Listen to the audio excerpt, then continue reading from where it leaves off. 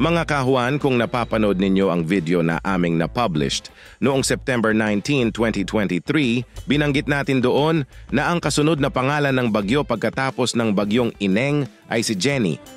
Ngayong araw ng Sabado, September 30, 2023 ay binisita na naman tayo ng isang bagyo at syempre alam nyo na ang pangalan nito ay walang iba kundi talagang si Jenny.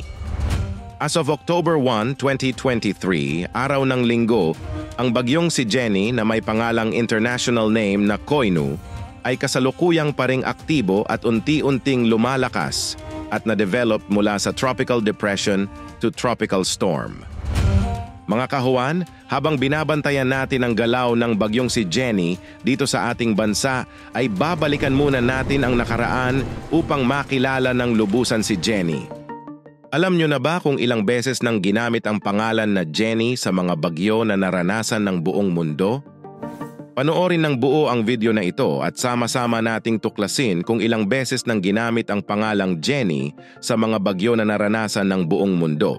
Ang pangalang Jenny ay ginamit na para sa 6 na mga tropical cyclone worldwide. Isang beses sa Southwest Indian Ocean, 2 beses sa Atlantic Ocean at 3 beses dito sa ating bansang Pilipinas na nasa rehiyon ng Western Pacific Ocean. Sa Atlantic Ocean, unang ginamit ang pangalan noong 1961 para kay Hurricane Jenny na hindi tumama sa anumang kalupaan.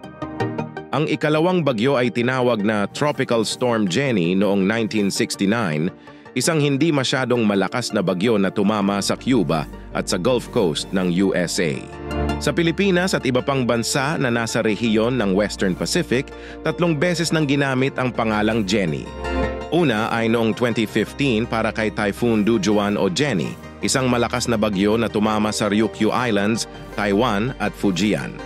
Ang ikalawa ay noong 2019 para kay Tropical Storm Podul o Jenny na gumawa ng landfall sa Pilipinas at Vietnam.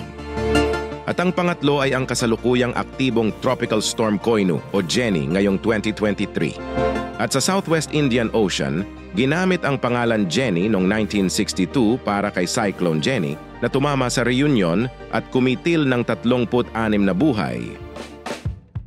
Hindi lang basta pangalan, bawat Jenny ay may kanya-kanyang kwento at pinagmulan. Ano nga ba ang pinagmulan ni Jenny at kailan siya nagsimulang sumikat sa larangan ng mga bagyo dito sa Pilipinas? Mga kahuan, yan ang mga tanong na ating sasagutin at talakayin sa susunod na video na ito. Panoorin nyo agad mga kahuan para hindi kayo mabibitin. At huwag kalimutang i-click ang subscribe at notification bell para siguradong makakatanggap ka ng notification update sa tuwing may bagong palabas na video ang weather ni Juan. Ingat palagi at maraming salamat mga kahuan.